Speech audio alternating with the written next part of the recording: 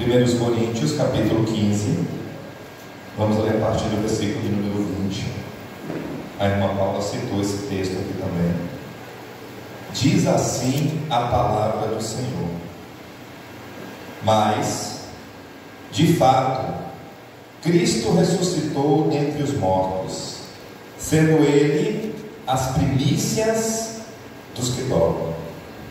Visto que a morte veio por um homem, também por um homem veio a ressurreição dos mortos. Porque, assim como em Adão todos morreram, assim também todos estão vivificados em Cristo, cada um, porém, por sua própria ordem. Cristo, as primícias, depois os que são de Cristo na sua vinda. Feche seus olhos. Senhor meu Deus Todo-Poderoso, eu te peço, ó Pai, que assim como o Senhor falou no meu coração, através dessa palavra, que o Senhor possa falar com o teu povo, em nome de Jesus, para a tua glória. Amém. E graças a Deus. Os irmãos podem se assentar em nome de Jesus. Irmãos, a festa de primícias para a igreja, além de todos esses significados que nós já falamos aqui, ela significa a ressurreição de Cristo. Cristo é as primícias. Vamos entender como isso funciona, acompanhando através da leitura da palavra do Senhor. A principal festa judaica é a Páscoa, seguida da festa dos pães asmos. Como eu já disse para os irmãos, essa festa é comemorada pelo judeu no mês de Abib, que para nós aqui é o mês de abril. Por que essa diferença? Porque nós seguimos o calendário solar. Os judeus seguem o calendário lunar. Irmãos, na semana que antecedia a festa da Páscoa, a única ocupação que o povo judeu tinha era de ir aos seus campos procurar um cordeiro perfeito, um cordeiro que não tivesse mancha, um cordeiro que não tivesse nenhum tipo de machucado, um cordeiro que não tivesse nenhuma marca, um cordeiro que aos olhos de Deus fossem perfeitos. As pessoas ficavam preocupadas, as pessoas ficavam alucinadas, as pessoas ficavam em frenesi. Sabe quando a gente vai preparar uma festa, a gente fica agitado, o coração bate mais forte, a adrenalina sobe, e a gente fica naquela correria querendo preparar.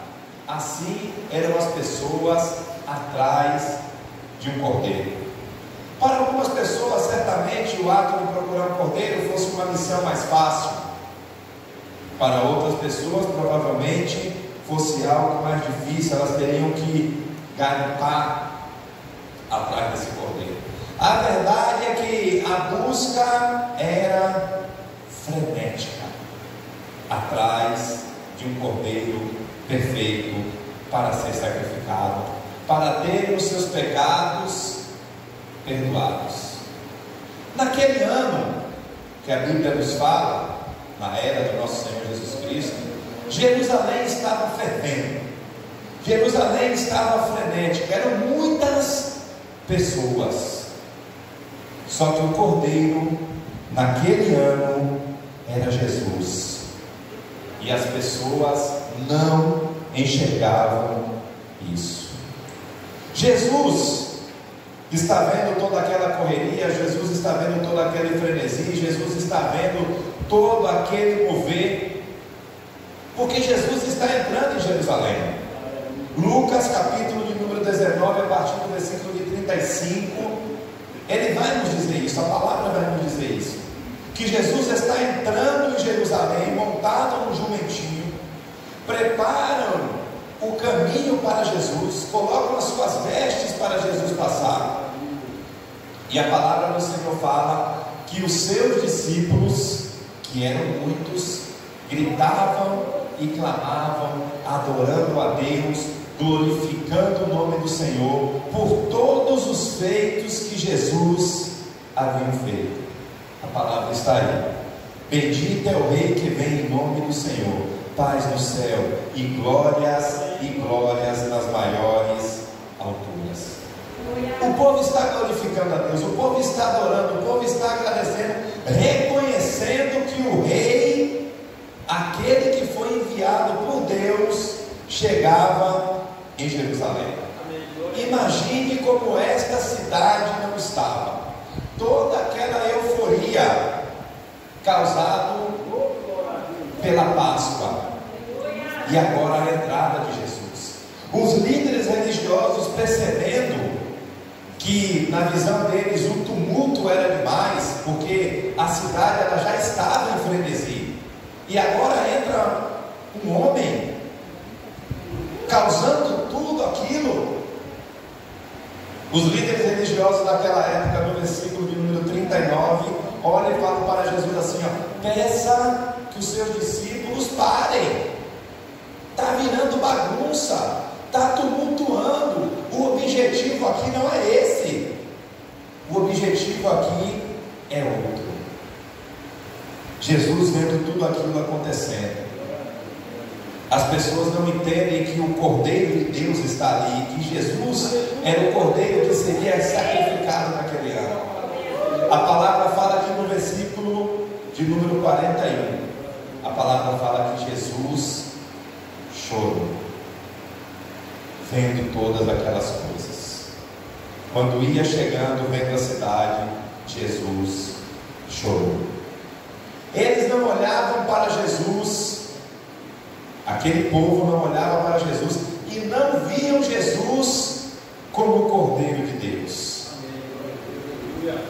Na quinta-feira que antecede a Páscoa, Jesus é preso, não como Cordeiro, mas como criminoso. As pessoas chegam perguntando: cadê Jesus? O criminoso. As pessoas não identificam Jesus como um Cordeiro de Deus, as pessoas identificam Jesus como um criminoso, amarram Jesus como se faz com um criminoso, e levam e movem Jesus. O que é mover? Mover é pegar em um lugar e colocar em outro. Eu pego alguma coisa, ou eu pego alguém, tiro de um lugar e coloco em outro lugar. Movem Jesus, levam Jesus até Anás, que era o sacerdote que estava como oficial no templo. A palavra do Senhor fala que Anás examina Jesus, procura um defeito em Jesus, procura um erro em Jesus para acusá-lo, mas a palavra do Senhor fala que o sacerdote não encontra defeito, erro nenhum nele. Assim não pode acusá-lo e não pode condená-lo. Então eles movem Jesus mais uma vez e levam Jesus até Pilatos, amarrado, preso como um criminoso. Chegando em Pilatos, mais uma vez Jesus é examinado, mais uma vez procuram erros em Jesus, mais uma vez procuram defeitos em Jesus, e não encontram. Ele é perfeito. Procuram um pecado em Jesus, mas não encontram. Contratam, pagam falsas testemunhas para falar mal de Jesus, mas essas falsas testemunhas elas entram em contradição, porque mentira tem perna curta, mentira não se sustenta, e elas se contradizem e perdem a credibilidade diante da mentira, e mais uma vez não encontram defeitos nenhum em Jesus.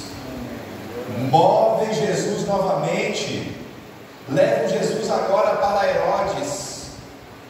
Mais uma vez Jesus é examinado, e Herodes, em outras palavras, fala assim: não tenho nada a ver com isso, não achei culpa nenhuma deste homem, problema de vocês. Movem Jesus novamente, levam Jesus novamente para Pilatos. Imagina, a bomba caiu na mão de Pilatos. De novo, esse homem não tem culpa nenhuma, não tem crime nenhum, não tem dolo nenhum. Então Pilatos pega Jesus e move Jesus e coloca Jesus diante do povo. Glória a Deus, aleluia. Jesus é movido, amarrado como um criminoso. E apesar de não acharem culpa nenhuma dele, o condenam, e o condenam à morte. Vamos abrir as nossas Bíblias para que nós possamos entender por que eu te falei tudo isso nesta noite. Levíticos, capítulo de número 23. Levíticos, capítulo de número 23. Vamos ler a partir do versículo de número 9.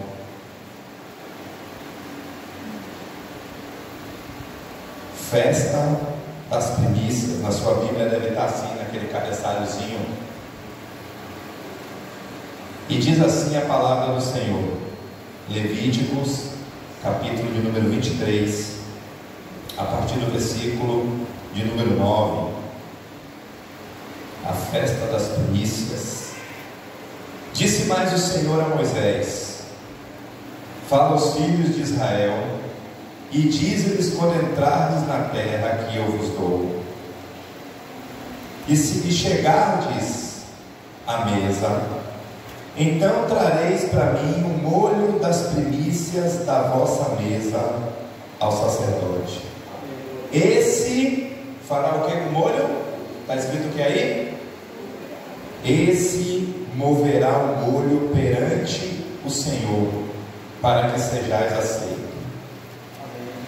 No dia imediato ao sábado, ou em outras versões, no dia seguinte ao sábado, o sacerdote o moverá. No dia em que moverdes o molho, oferecereis um cordeiro sem defeito, de 1 ano, em holocausto ao Senhor. Os irmãos já entenderam por que Jesus foi movido de um lado, por que Jesus foi movido do outro.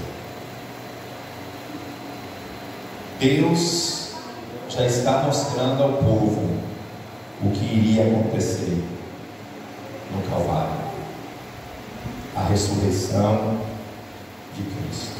Glória a Deus, aleluia. Por isso que Jesus é movido de um lado para o outro.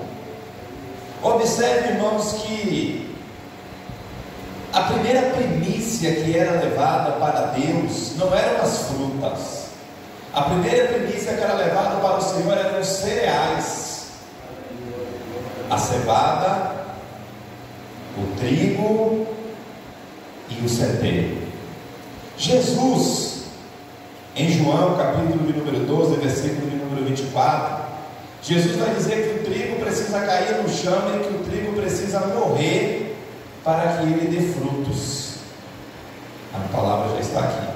Em verdade vos digo que se o grão de trigo caindo na terra não morrer, ele ficará só, mas se ele morrer, ele produzirá muitos frutos. Jesus está falando dele mesmo. Jesus está se colocando ali como um dos cereais, o trigo, que era levado em feixes e entregue ao sacerdote. O interessante é no versículo de número 11, que a palavra vai dizer que ele irá mover, que ele moverá o feixe no dia seguinte ao sábado. Veja como está escrito aí, Levíticos 23, versículo de número 11. Eu vou ler junto com os irmãos. Pronto, a irmã Marlene colocou ali. Esse moverá o molho dos cereais, o feixe de cereais, perante o Senhor, para que sejais aceitos. Versículo número 12. No dia imediato ao sábado, o sacerdote o moverá. Talvez na sua versão esteja assim, no dia seguinte ao sábado. Qual é o dia imediato ao sábado? Qual é o dia seguinte ao sábado? Domingo.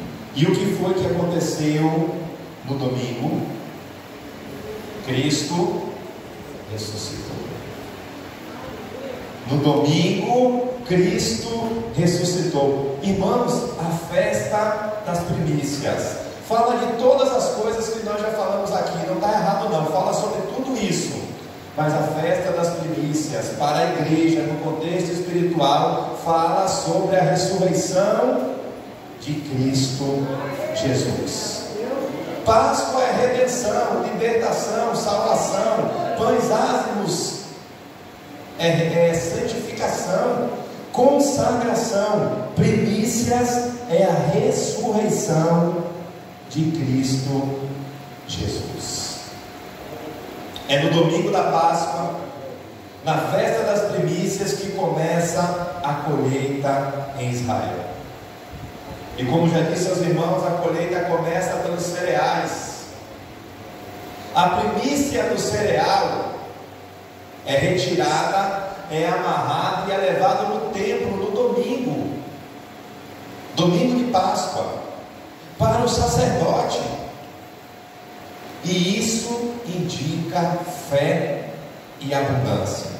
O conceito aqui que o povo tinha, que foi ensinado por Deus, é que eu levando o meu melhor primeiro a Deus, Deus vai me garantir que eu tenho uma colheita abundante, uma colheita rica, não só no cereal que eu estou levando, mas em todas as diversidades do produto da terra, em especial na uva, em especial na romã, em especial nos frutos que eram produzidos naquela terra.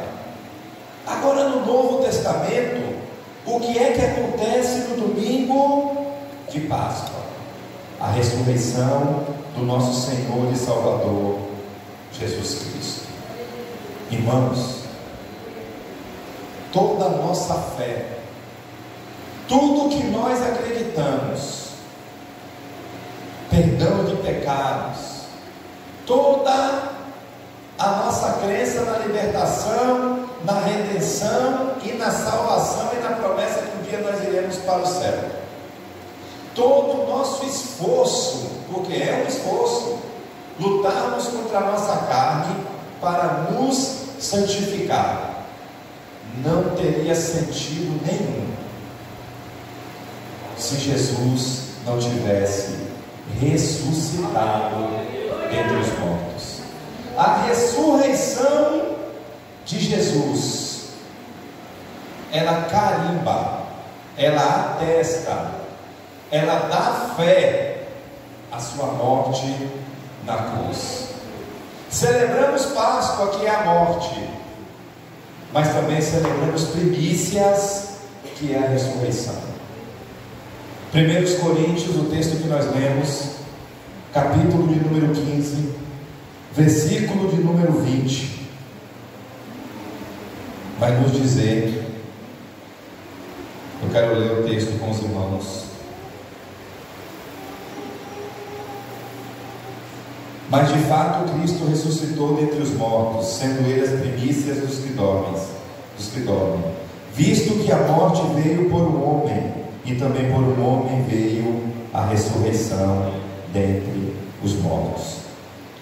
Irmãos, se Jesus não tivesse ressuscitado, a sua morte não teria efeito. Se Jesus não tivesse ressuscitado, não seria válido o perdão dos pecados, nós não teríamos a esperança da glória, não haveria ressurreição dentre os mortos para nós também. Se Jesus não houvesse ressuscitado, o plano de salvação que o Senhor Deus fez desde a eternidade não teria se concretizado. A derrota do nosso inimigo, Satanás, não está exclusivamente no fato de que Jesus morreu na cruz. A derrota se confirma no momento em que Jesus ressuscita. E a ressurreição de Jesus é a mensagem mais poderosa do cristianismo. É a ressurreição de Jesus que valida a sua morte na cruz. Queridos irmãos, Grandes líderes religiosos sempre existiram no decorrer da história da humanidade. Poderia citar aqui inúmeros líderes religiosos. Os irmãos conhecem a maioria deles, mas a verdade é que todos esses líderes estão mortos. O que diferencia o cristianismo de todas essas outras religiões, o que diferencia Jesus de todos esses outros líderes religiosos que existiram, é o fato de que ele morreu, mas que ele não permaneceu morto, ele ressuscitou. Aleluia! Jesus vive, e vive está nos céus. No terceiro dia da Páscoa, já é festa das primícias, e profeticamente Deus está revelando que o Cordeiro Pascual, que naquele ano foi Jesus, ele não permaneceria morto. E a ressurreição de Jesus é o motivo pelo qual sepulcros ficaram vazios. A Bíblia nos fala que crentes do Antigo Testamento que morreram na esperança, que morreram, a igreja vai falar que eles morreram sem ver a promessa era Jesus, que quando Jesus morre na cruz, o texto vai dizer que a terra tremeu, e a terra tremeu ali, teve um terremoto muito forte. A Bíblia fala que o véu do templo se rasgou de alto a baixo, e os historiadores vão dizer que uma grande cratera se abriu no pé do monte devido ao tremor, devido ao terremoto que teve. Mateus, ele vai dizer no capítulo de número 27, eu também gostaria de ler esse texto com os irmãos, Mateus 27, a partir do versículo de número 51. E eis que o véu do santuário se rasgou em duas partes, de alto a baixo.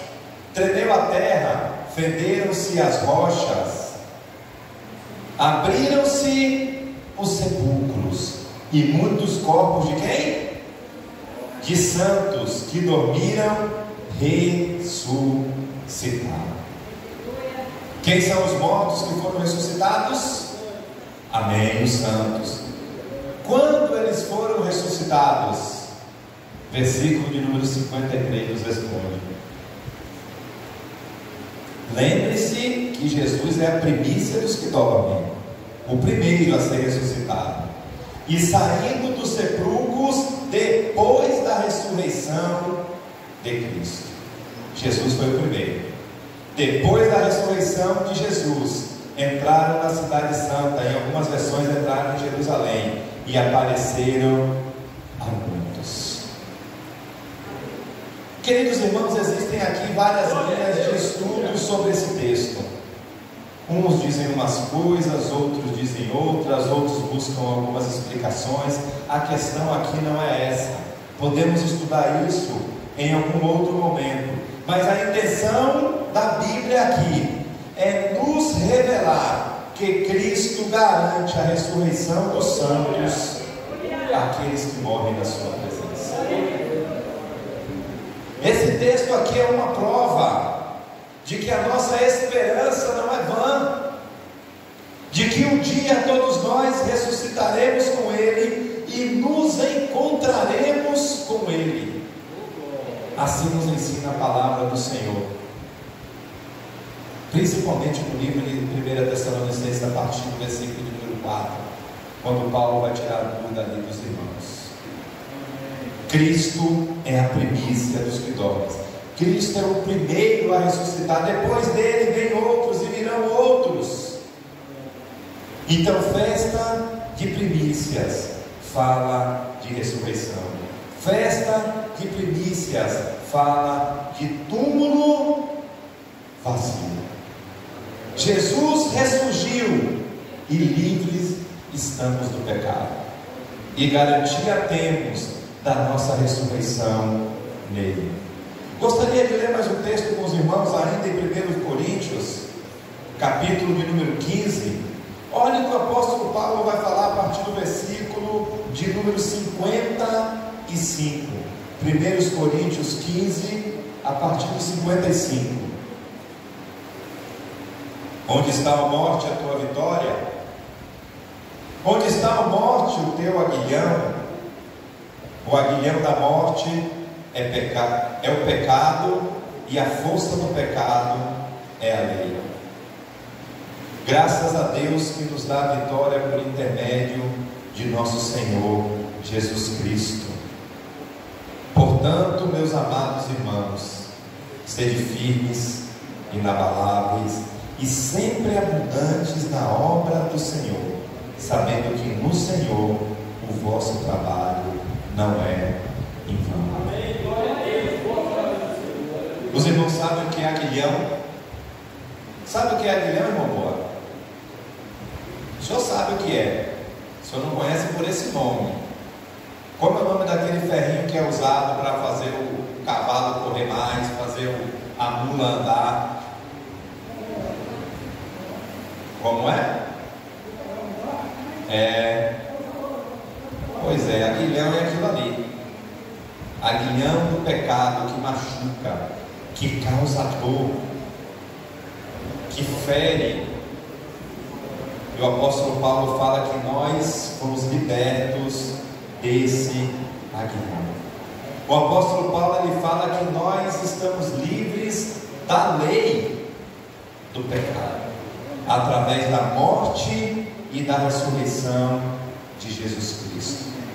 Jesus Cristo ele foi o primeiro, e nós certamente seremos os próximos, porque nós estaremos com Ele, a não ser que Ele volte, porque tem uma geração que não vai experimentar isso aqui, tem uma geração que vai ser arrebatada, e eu tenho a certeza que se Jesus voltar agora, eu vou ser um desses. Tem mais alguém aqui que vai subir? Tem mais alguém aqui que vai subir? Amém, glória a Deus, aleluias. A maldição da lei foi quebrada, porque Jesus se tornou maldito para nos abençoar, e nenhuma maldição prevalecerá sobre as nossas vidas. Assim como falou o nosso irmão Genildo, parece até que ele sentou junto comigo e estudou ali. Que nós possamos celebrar primícias com alegria, livres do pecado, adorando ao nosso Deus, louvando e cantando a Ele.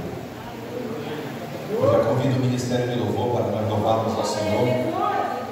Eu já estou finalizando.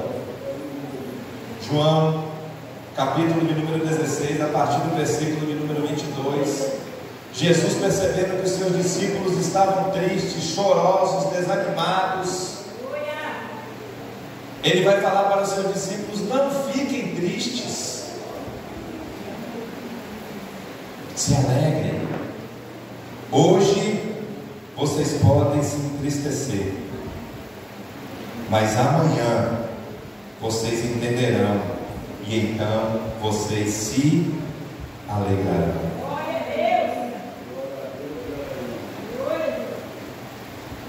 Assim também agora vós tendes tristezas, mas outra vez vos verei, e o vosso coração se alegrará, e a vossa alegria ninguém poderá tirar. Irmãos, ninguém, nada. Fique de pé em nome de Jesus, você que pode. Ninguém, nada pode tirar a alegria que está dentro de você e seu coração. Não permita que palavras contrárias tirem a sua alegria. A alegria que está na presença do Senhor, sabendo que Ele já morreu por nós, sabendo que nele nós somos santificados, e sabendo que Ele ressuscitou por cada um de nós. E a promessa que nós temos é de que um dia nós também iremos ressuscitar, nós também iremos estar com Ele. Então, nesta noite, que você possa se alegrar e que você possa cantar para o Senhor com alegria, em nome de Jesus.